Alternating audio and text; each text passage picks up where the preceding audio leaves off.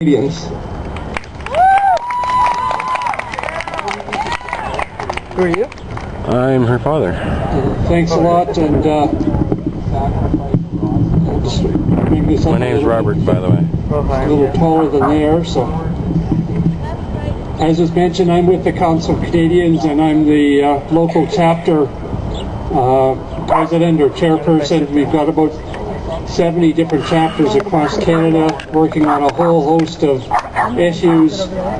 The biggest one that we're pushing right now is what's called the Security and Prosperity Partnership. This was started about 4 years ago by the George Bush and John Chrétien and the Mexican president. And essentially what the initiative on that one was to allow many of the national and international corporations that basically have their way within the three countries. Very much in some respects like programs like NAFTA and a few other ones if you've heard of those. Part of what they're looking at is a whole host of kind of targeted areas. One is around the freedom to have access to water. We're very lucky in Saskatchewan and in Canada where we do have that freedom to have water, but other countries do not. In fact, there are countries that had water corporations come into them, privatize their water utilities, and then try to stop them from actually collecting rainwater off the roofs. They were that I'm going to sit down. pushy with their approach to saying, well, you have to buy the water from us. You can't, get it from the sky. You can't collect it yourself.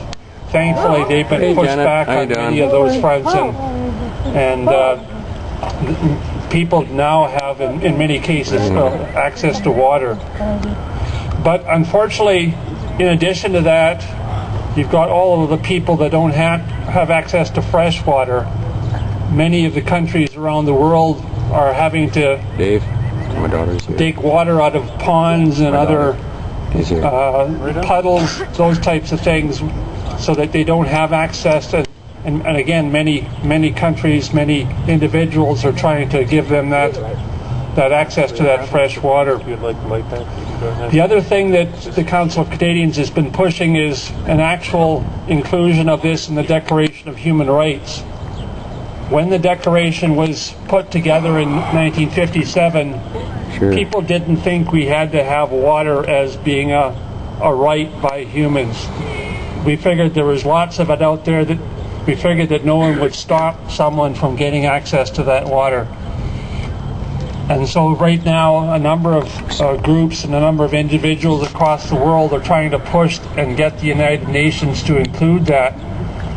But one thing that's been unfortunate, and again doesn't get a lot of publicity in Canada because, of course, they don't